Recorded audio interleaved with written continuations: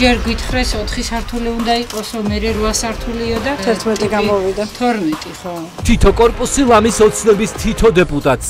დიდია მოგება. ხალხო მეთამაშე. ივანიშვილის დეპუტატების სამშენებლო ბიზნესი. რამდენი დამჭირდება, რამდენი მექნება.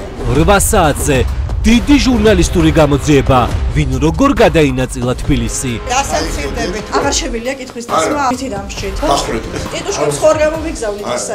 ბეჟან წაქაძე სერგო ქალაქის შუაგული. დაანგრია ისტორიული შენობა.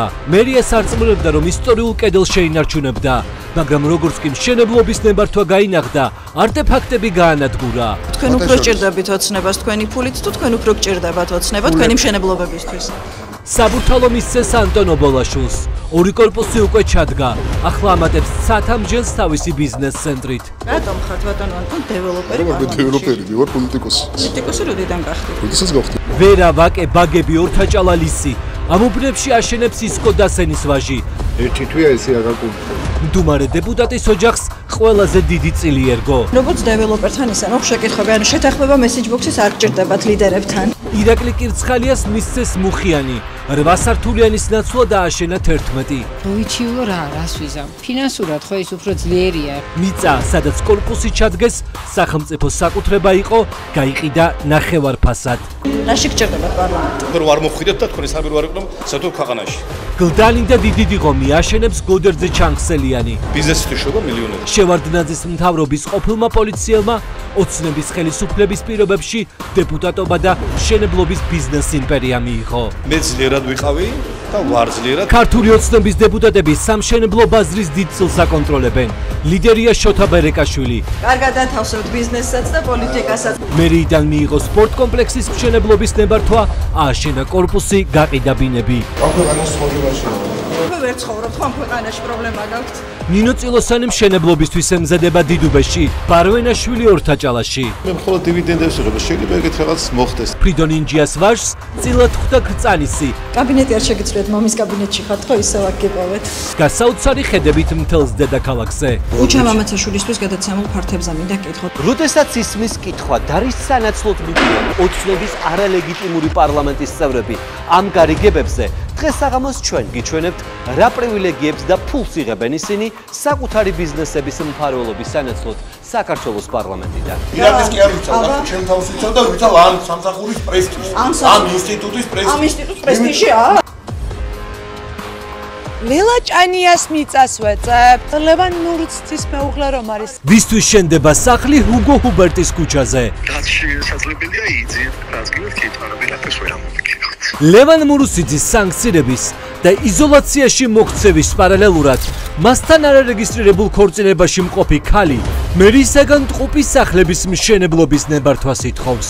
ბატონო ლევან, ერთი წუთით რა გელაპარაკებით, არ გერიდებათ? 8 საათზე ამბავი სასამართლო კლანის სანქცირებულ შეფებზე, რომლებსაც ციხეების სინდისის პატიმრებით გადავსება არ აპატიეს.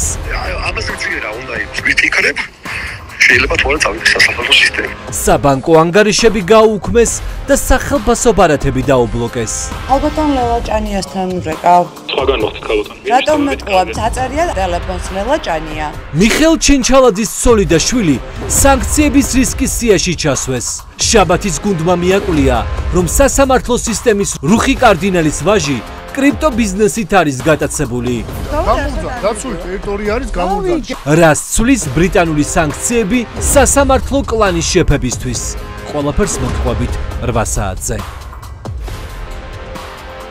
საქართველოშია ბატონი ირაკლი. რატომ არ დადის ქართული ოცნების ოფისში? სად გაქრა ღარიბაშვილი? სად არის ეს კაცი? პარტიის თავმჯდომარე ხო არის? იძებნება პარტიის თავმჯდომარე, რომელსაც როგორც გვიმტკიცებენ, მართველი გუნდი ხავს ჩაბარებული. რამე სხვა ოფისი იქირავა და იქედან მუშაობს თუ რა ხდება? არ დადის ოფისში, არ მონაწილეობს გადაწყვეტილებების მიღებაში და ბოლომდე გაერიდა იმ კოშმარს, რომელსაც ყობახიძის სახელით ატრიალებენ. რუსული სპეცსამსახურების ინტერესებში შედის მთლიანად ქვეყანაზე კონტროლის დამყარება. ვინც ივანიშვილთან პირდაპირ კავშირზე იყო, ყველა პოსტს პანტა-პუნტით ტოვებს. ვინც იცის ივანიშვილი როგორ იღებს გადაწყვეტილებებს, ამ მოვლენების უკან ყობახიძის ინტრიგებს ხედავს. უნარი აქვს შეთხსეს ტყუილები, მიიტანოს ეს ტყუილები, იჭორაოს, გადაკიდოს ერთმანეთს შიგნით ადამიანებით. 12 წლიანი მმართველობის განმავლობაში ივანიშვილმა სუსის შეფი მხოლოდ ორჯერ შეცვალა. რა მოხდა ახლა ისეთი, რამაც ყველაზე სანდო კაცის დათმობა აიძულა.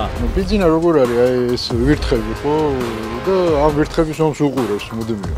დღეს საღამოს 8 საათზე გიყვებით კრიზისზე, რომელიც ქართულ ოცნებაში მძვინვარებს. უშვებენ თუ მიდიან.